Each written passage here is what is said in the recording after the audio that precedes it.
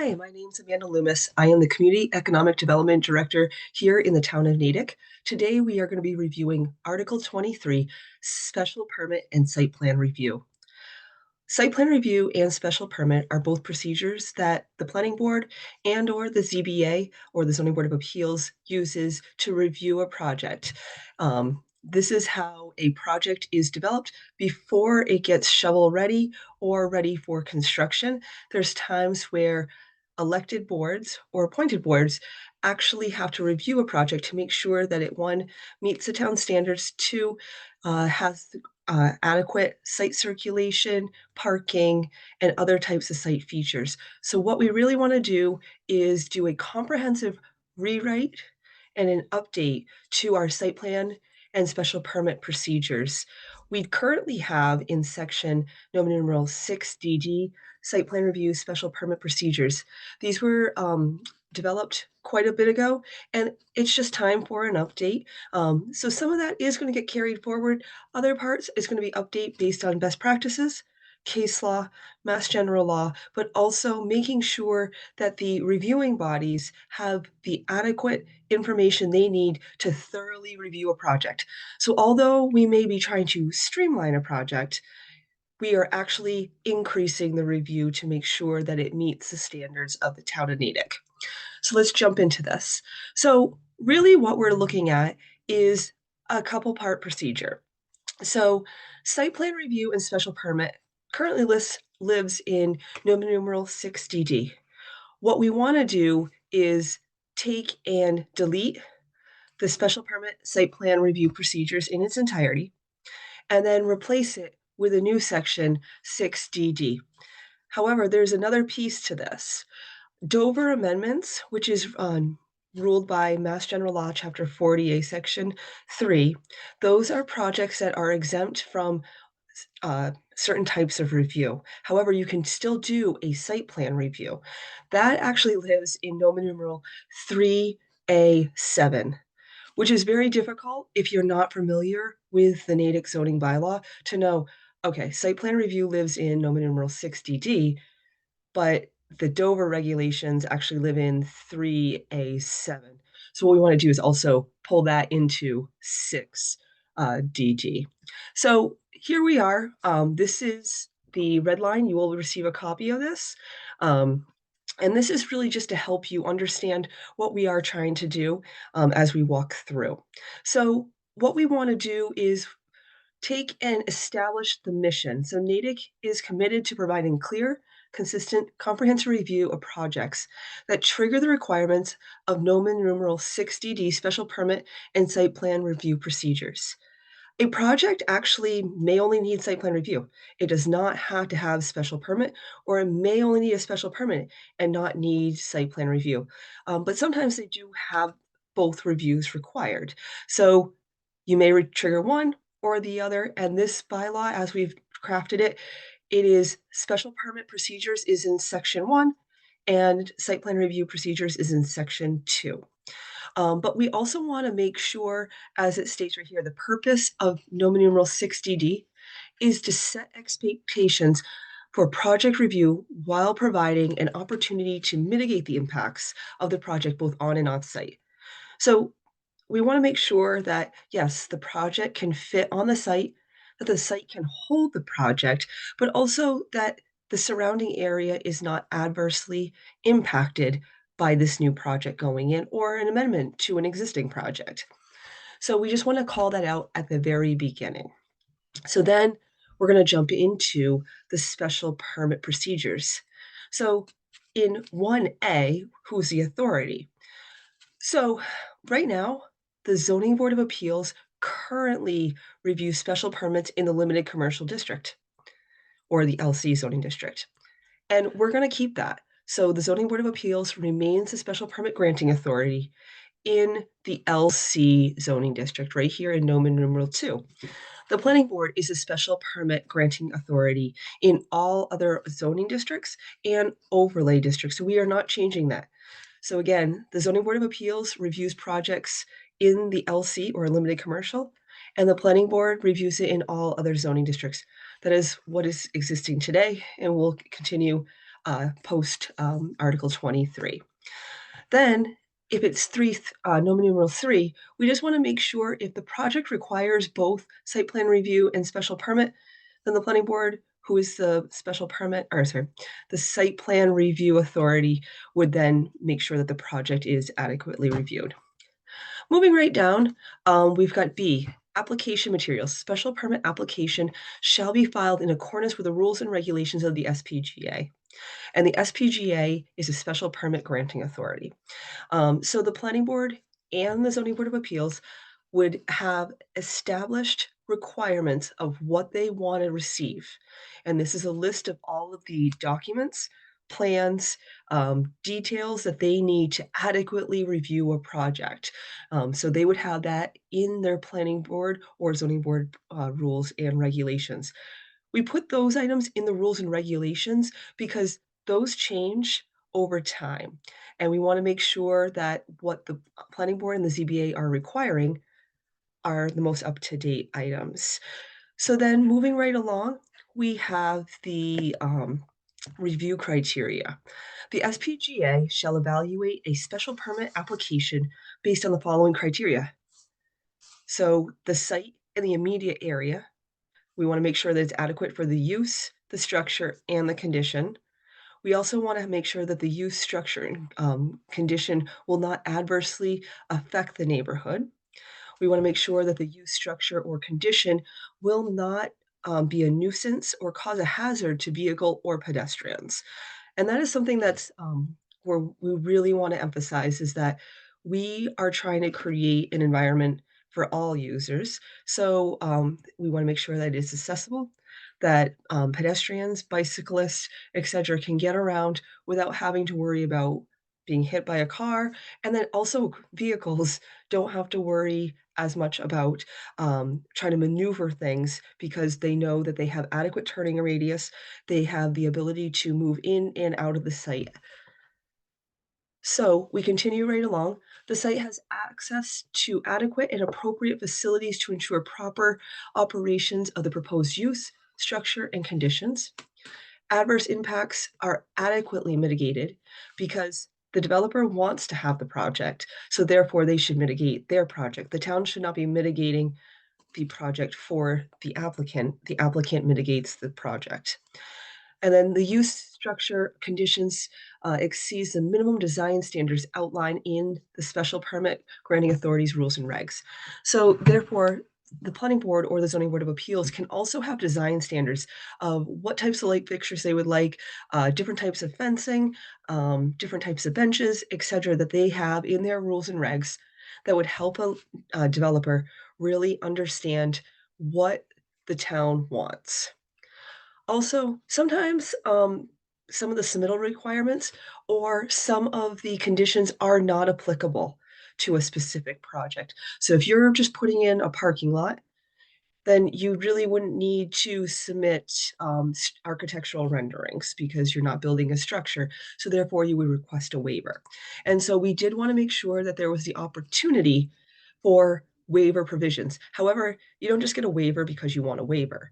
You actually have to provide something in writing or make a request as to why such submittal or technical requirement is not applicable to your project, and you have to make the case, and then the planning board or the zoning board of appeals would have to vote it by a 4/5 supermajority vote. Continuing right down, we have the review procedures. So these do not change. This is Mass General Law, Chapter 40A. There would be a public hearing. We do have to open that within 65 days of receiving a complete application. And so that should be noted. It's a complete application. So therefore, if a developer just comes in, here's your application, and that's all they give us, that is not a complete application because we need all of the documents that are outlined in the ZBA or the planning board rules or regulations. So we can put that on hold until the applicant does give us all the necessary information. If at a certain time we still haven't received it, then we can actually reject the project and they would have to start over again. Pre-application review. The town has a development review team or a DRT. This is not mandatory, but it is strongly encouraged. What it is a group of staff experts sit down and review the project before it actually gets to the planning board to help kind of uh, improve the project before it gets there based on town standards. So Department of Public Works, Fire Department, Police Department, Board of Health, Conservation, Building Commissioner, Community Economic Development, Sustainability, and other individuals are present at these meetings. We meet with the developer, we review, have a conversation, and then sometimes there's additional meetings that occur either on the site or off the site to help get those projects ready. One, to make sure that the fire truck can adequately turn around in the site if necessary, that this pipe sizes meet the standards of DPW, sidewalk widths, etc. So we're really trying to make sure that the technical information is provided to the developer so they can give us the best project possible.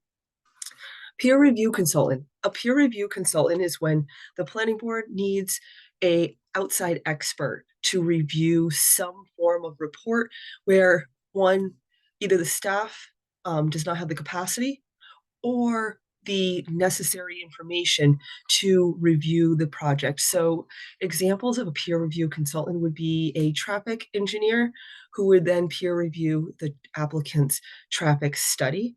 A stormwater engineer would review the stormwater reports. But this is paid for by the applicant. The town gets to pick the peer review, but the applicant pays for the peer review. And then the decision, we do have to render a decision in accordance with Mass General Law, Chapter 48, Section 9. Administration. So these are just telling everybody, hey, special permit granting authority has to establish and periodically amend rules and regulations. That is key. You don't want to put something in place and never go back and review it. So that's how things get dated. And then you start to deviate from the actual requirements. Also, the special permit granting authority establish and periodically amend a schedule of fees. So the fees also lives in their rules and regulations. We would not put that in the zoning bylaw because then anytime that the fees had to be amended, we would have to bring it back to town meeting. So we do amend the fees during a open public meeting. It does have to be during an open public meeting. And then no building permit shall be issued for any application that requires a special permit unless the SPGA has rendered a decision for the project in accordance with this section. So the applicant can't just go pull building permits because they feel like it if they need a special permit. And then if there is a modification to a previously approved decision, then we actually would want the building commissioner, the town engineer, the chief of fire to review these items. So there are going to be 3 different types of modifications. So there's a technical modification where the building commissioner, engineer, town engineer, fire chief, or their authorized designee needs something for public safety, public health, etc. So that would be a technical modification because without it, it would be kind of detrimental. Then we have a minor modification. An SPGA, during an open public meeting, may grant approval for a minor modification. Minor modifications are modifications to a previously approved special permit that do not trigger site plan review and does not change the use structure condition in any way with the previous approval. So changing out red maples for sugar maples or pin oaks for a different type of tree would be considered a minor modification, or subbing out a material. So that would be one item. Then if it is deemed by the planning board or the building commissioner to be a major modification, then Roman numeral 3 would then kick in. If the SPGA in its review determines that the requested minor modification constitutes a major modification due to the scope of the project, requiring additional reports or plans or review by the development review team, DRT, or modification to the site plan not deemed a field change, then it does need to go back through the whole special permit process. So we wanted to make sure that people knew exactly the procedures. And that's one of the big things that we're really trying to do with this comprehensive rewrite. We are not trying to lessen the review. We are actually trying to get a better review, and we might be a more stringent review to get a better project.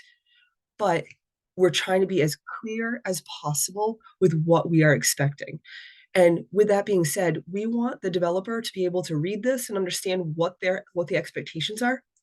We want the planning board and the zoning board of appeals to really understand, okay, this is how we're evaluating the projects. We want members of the public to be able to read this and understand, oh, okay, yep, this is how the project works and this is what I can expect. So again, we may be lessening the length of this section, but we're actually trying to make a more comprehensive review that is more stringent, that would get the project that Natick wants. Then a project, an extension of time, sometimes things happen. So they would petition for an extension of time. This is standard language out of Mass General Law, 40A, Section 9 and 11.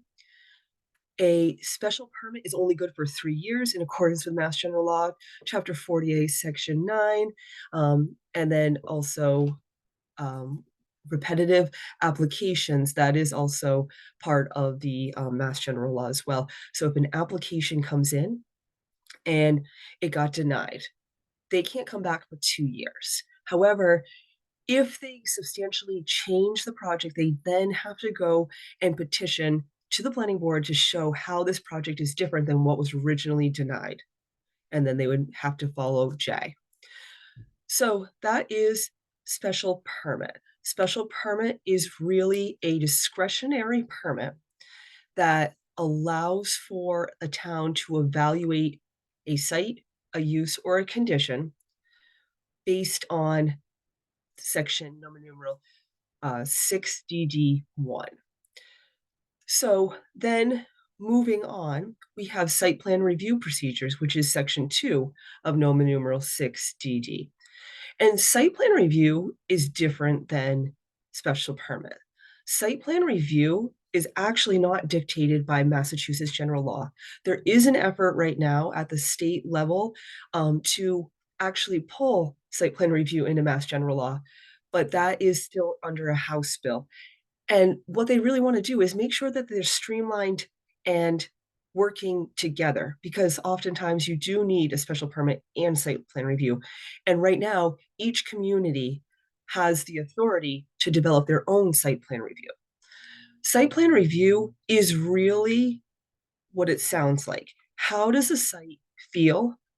How do I move around in the site? And how can I make sure that the site is adequate for all users? And so we aren't as much concerned with the interior of the building, because that is a building permit. We are really focusing on as a crow flies. So what does a crow see when they looked down? They see parking, they see site circulation, sidewalks, the footprint of the building, the size of the building, landscaping, stormwater, etc. So that's really what we're going to focus on in site plan review. Now, one of the big reasons why we also needed to do a comprehensive update is because the current site plan review procedures actually require a special permit. So it's site plan review with special permit. And site plan review is actually a by right process, and it cannot require a special permit. So therefore, this comprehensive review and update of this very important section is necessary to help bring our reviewing procedures up to date and in compliance with Mass General Law, but also case law.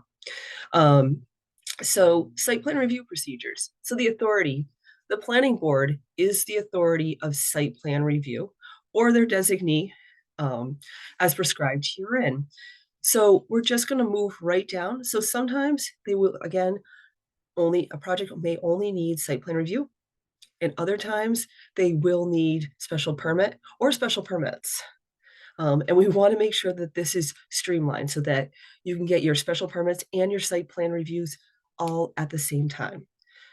So what is exempt? So currently, the exempt uses or exempt from site plan review doesn't really exist. So what we wanted to do was make sure we are very clear in what projects do not need site plan review. So if you're building a single family or 2 family dwellings, and again, this is trying to be consistent with the language that we did in 21. So we have 1 or 2 family dwellings. And it's allowed by as of right. You do not need site plan review. And the key here is as of right, because we have open space residential development, OSRD, or like historic preservation, where you can actually create single family homes, but those require special permits because those are unique types of bylaws. So therefore, I have a single family lot. I want to build a single family home. You do not need site plan review. So we wanted to be very clear with that. Another one, any construction of a new building or facility 500 or less gross square feet. That's a little like 3 parking spaces. Parking space is 162 square feet. So we don't need to see if you're adding a portico or a side addition. We don't want to see those things either because that's not really site plan review. Any expansion of an existing building or facility that results in the net increase in 500 square feet or less. This is the same thing. If you're adding the portico or something, we don't need to see that. Any construction of a new off-street parking area with 5 or fewer parking spaces. The planning board does not need to see that. That is just straight permits. They may see DPW, they might need stormwater management permits, etc., but that does not trigger site plan review. Any new or updated existing signage that is compliant. The planning board is not going to be reviewing signage that is compliant. There's case law stating that we really need to limit what the review of signage is. And so therefore, if it's compliant, planning board does not need to see it. Any facade modifications to a building or facility that does not modify structural features, impede emergency access, or significantly or materially expand the building or the facade. If they are popping off one color and putting on another color, we do not need to see them. It's when they are significantly changing the entrances, emergency access, how the site flows. So those are the items that would be exempt from site plan review. But again, if it's a single family home or a 2-family home, we do not need to see it unless you are applying for an open space residential development, OSRD, historic preservation, which then would trigger site plan review. So applicability. So we want to make sure that this is very clear as to what we want to review. And so here is where we're going to call that out. So we've got 3 types of review. We have site plan review, we have limited site plan review, and then we have a site plan review modification. So site plan review is the traditional site plan review where we are reviewing a site. There is no restrictions on the use. When it does have a restriction in terms of Dover Amendment or Mass General Law, Chapter 48, Section 3, that's when it falls down into Roman numeral 2, limited site plan review. Limited site plan review, as you'll see, we are deleting that in its entirety because we've now pulled it into C, Roman numeral 2, limited site plan review. And we want to make sure that it is in compliance with Mass General Law, Chapter 40A, Section 3, paragraphs 2 and 3. So what does trigger site plan review? A change in use of a property that requires a special permit and does not trigger limited site plan review. Construction of a new off-street parking facility with 6 or more parking spaces or modification. Construction of non-residential building or facility of 500 or more gross square feet, or the expansion more than 500 square feet. The construction or expansion of a multifamily or structure, mixed-use residential development, or a mixed-use development. So we want to make sure that multifamilies are reviewed because that is a commercial use. Mixed-use residential, which is where we have commercial on the first floor, residential in the uppers, that is also a commercial use. And then mixed-use development, which is all commercial. So we want to make sure we're really reviewing the commercial sites that are also that trigger site plan review. And then we continue on. Any project that you basically have an inclusionary housing bylaw, the historic preservation bylaw, the open space residential would all trigger site plan review. A medium scale ground mounted solar energy system. This is actually from another section. It specifically says in the other section requires site plan review. So we're pulling that in so people don't have to go searching for it. Any project with a new or existing drive-through facility. Currently, we do not have any regulations about drive-throughs, but we need to make sure that one, they circulate, two, that they're not blocking in people, and then three, they're not creating hazard to pedestrians or bicyclists. And then H, all marijuana establishments. This is also from a different section of the bylaws. We just want to make sure that it is clear that we're reviewing those.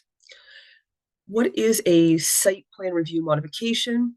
This is when you've already gone through site plan review or limited site plan review, and you need to propose a change that was determined by the building commissioner to be material and significant to require additional review. So then you would be coming in for a modification. Application materials, this is again where we're going to have it in the planning board rules and regulations. They are going to specifically call out what reports, what plans, what documentations they need to adequately review a project. So that would all be clearly outlined. We put it in the planning board rules and regs so they can update it based on best practice. Also seeing other projects, oh, we need additional information, but those are also reviewed in an open public meeting, so they are not done behind closed doors either. Then we have our review criteria. So our review criteria, the same thing that we did in special permit. So what we're really trying to do is mirror site plan review and special permit so that the procedures talk to each other if you do need both. But we're trying to also make sure that you understand exactly what is expected of you if you are an applicant, what the planning board can expect when they're reviewing a project. Also, the members of the public can expect that the review will include. So here is exactly what we would be needing for our review criteria, and this is what you would be basing, the planning board would be basing their decision on, A through P. So one, we want to make sure the layout and the arrangement of one or more buildings, nothing is creating hazards, the arrangement and the quality of landscaping in the areas, that is very important. We are trying to also not just create, development on a built environment, but we want to make sure that the landscaping, which is hardscaping, softscaping, really complements the site, but also complements the area. We continue right down. We also want to make sure that everything is being mitigated by the applicant who is doing the project. We want to review the site lighting. We want to have security and fencing. We want to have making sure that the signage locations are adequate, not creating blind sites, and then any other aspect of the site design that may be reasonable. Site plan, limited site plan review, that is different because we can only look at the bulk and the height of the structure, the yard size and the setbacks, the lot area and the building coverage, and then the off-street parking. So we can only look at the parking, circulation, light, landscaping, and stormwater. That is all dictated by Massachusetts General Law, Chapter 40A, Section 3, and we cannot deviate from these three items. The applicant can offer, but we cannot require, and we cannot basically require. So that would be site plan review. Again, that section is coming from Roman numeral 3A7, pulling it in so all the site plan review is in one place. And then here's what we're looking at if you do get a project that is site plan review modification. So these are the A through D are what we would be looking at to evaluate those projects. Again, all we're trying to do is make sure that the project is adequately reviewed and that everybody understands how the project is going to be evaluated. Review procedures. So since this is not in Mass General Law, we still are going to have a public hearing We still will advertise in the Metro West Daily News because that's a paper of general circulation, and then abutters within 300 feet to get notified. Again, same thing as special permit. So, we have a pre-application review with the development review team, and that is the engineering, fire, police, building commissioner, conservation, sustainability, community economic development, board of health, and others. Same thing as before, peer review consultant. Planning board needs additional help reviewing projects. The applicant would pay for the peer review, but the town or the planning board does get to pick the peer review consultant who works for the town to review the project. And then the decision, here's just how we would be developing the decision. The planning board would render a decision within 60 days for limited site plan review and 120 days for site plan review, and a modification shall be within a reasonable time. So we're trying to, again, set the expectations that a developer can put into their timeline, the public can understand, the planning board understands what their roles are, and then also staff. Special permit coordination. Again, we want to make sure if you do need site plan review and a special permit, it's all being done together and working together as one. Administration. So this is just a section that we really mirror off of special permit procedures. And then again, just like in special permit, we are having that waiver because sometimes submittal items are not necessary, technical items are not necessary. So they would have to make their applicant would have to make their case as to why that item is not necessary. And then the board, during a public hearing, would have to have a 4/5 vote supermajority to allow for that to be waived. So that is what we're proposing. That is the new section. I did not underline it just because that would kind of blurs how you would read it. So that is everything that is new. What we are going to be doing is deleting numeral 3A7, which is what you see here. This is the procedures regarding Dover or Mass General Law, Chapter 48, Section 3. So we have reviewed this with attorneys who work with Dover. We've worked with our town council. And so therefore, this section would not be needed because of the work that we've done in the previous pages of this document. So this is just deleting everything, but really making sure that we were clear in what triggers limited site plan review and what the development or developer would be evaluated on. And then also in the planning board rules and regs would be outlining exactly what the expectations are in terms of submittal requirements, plans, reports, etc. But again, with Dover, we can only do bulk and height, landscape, and then parking. So we can do parking, site circulation, lighting relative to parking, landscaping relative to parking, and stormwater relative to parking. So therefore, we would delete Roman numeral 3A7 in its entirety. The next part that we would be deleting is Roman numeral 60D. This is the current special permit procedures and site plan review. There's a lot of great things that are in this, but in terms of needing an update and being written much more clear, that is what we have done. It is very difficult for a member of the public to review Roman numeral 60D and understand exactly what is being expected, but it shouldn't be that difficult. We need it to be clear, understandable, to allow for developers to be like, yes, I want to locate in Natick. So members of the public can follow along a process without having to hire land use attorneys or other professionals to help them interpret the bylaw. And then also have the planning board really, or the zoning board of appeals in the special permit case of know what they're evaluating. So when you go through this, we are just going to be going through briefly and showing where some of the language was not necessary, but also kind of where we did need to do the updates. So purpose and intent are administration. So you would look at this first three, we sum that down into one paragraph just to consolidate that area. Then 2A is the special permits.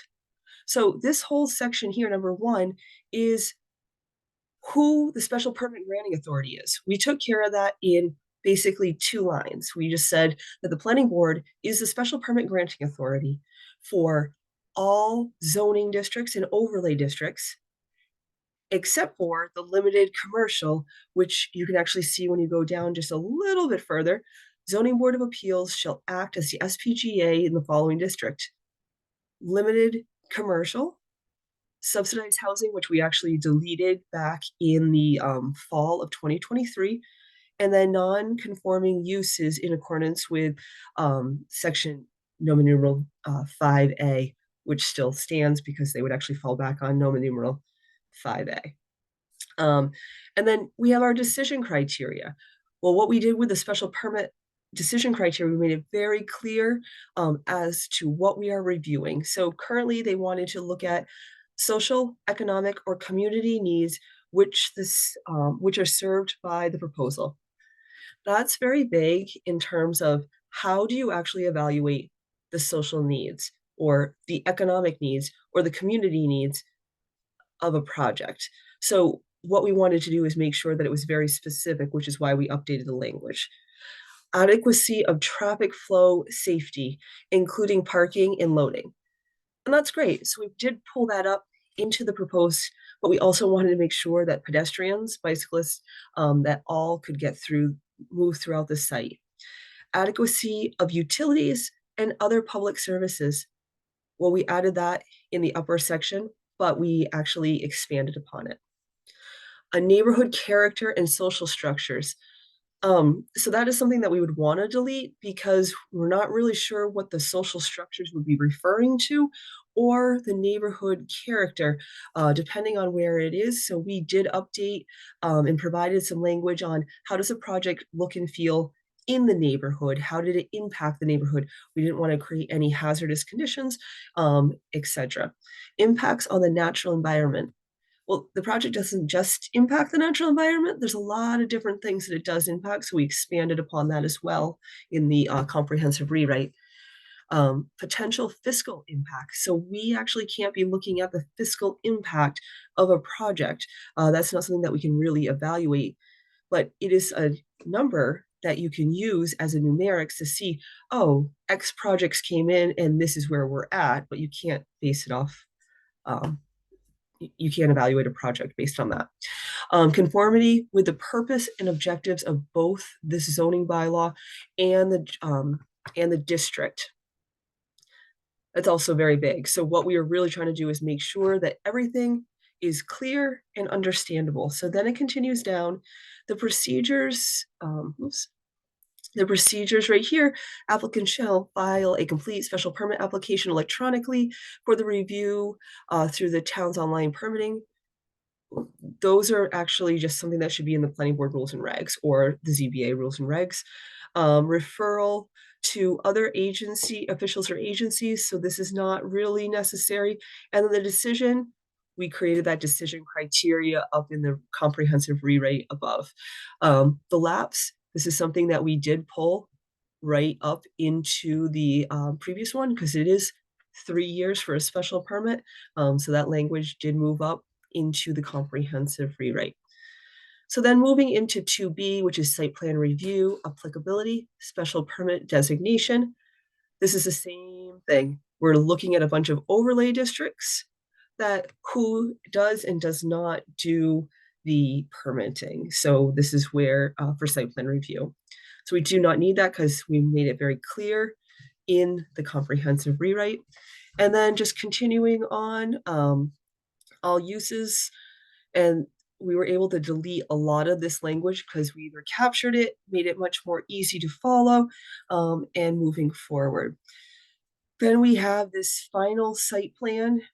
This language here is where we do know that it requires a special permit or site plan review with a special permit. And again, you cannot require a special permit as part of your site plan review procedures. You can require a project to need a special permit for the use or a condition, but you can't have it be site plan review with the special permit. Like the site plan review cannot trigger the special permit. So then we just continue on. So then we have the procedures. We have the submission of plans, but it never really gets into specifically what the planning board needs to evaluate the project. So therefore, we're kind of the reason why we did another comprehensive update up above. Then we have the criteria for approval. So this is something where, again, just like special permit, we wanted to make sure that it was updated. So compliance with the provisions of the zoning bylaw, that's a given. Projects have to comply with the zoning bylaw unless they seek relief. Protection of the adjoining premises against seriously detrimental or offensive uses. That is, we did move some kind of language like that up above, but it was a little bit more clear. And then same thing here, a convenience and safety of vehicular and pedestrian movements. We updated that, provided it above. And then adequacy of methods of disposal of waste. We want to look at a little bit more than just waste disposal. So we expanded upon that in the comprehensive rewrite. Adequacy of measures for the prevention of pollution, of surface and groundwater soil erosion, increased runoff. That also goes up above, but now Natick is fortunate we have a stormwater management, major and minor, which projects would or may trigger, which is through the Conservation Commission or staff. Protection of significant features on site. So we did update a lot of those, but here's a little bit of a confusing part. Then we come down to 6, standards for site plan review. So we created in the update all of the criteria, how a project's going to be evaluated. But these standards actually go into the different types of reviews, which would be part of the planning board's rules and regulations or part of the criteria. So therefore, those two sections should actually be merged together if this were to have stayed. And then just continuing along. And then started construction, and then they have the designer certificate, which is also no longer needed. So that's motion A. So again, we are proposing a comprehensive review and rewrite of the special permit site plan review procedures. With that being said, in no way were we trying to lessen the review. If anything, we were trying to make it clear, understandable, and also user friendly. If a community has all of those items, then they are more successful in their site plan review and special permit procedures.